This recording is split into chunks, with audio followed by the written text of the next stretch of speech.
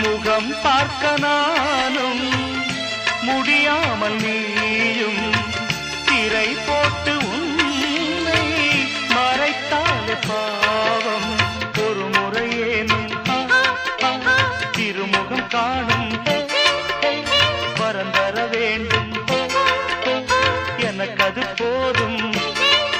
என்னை சேர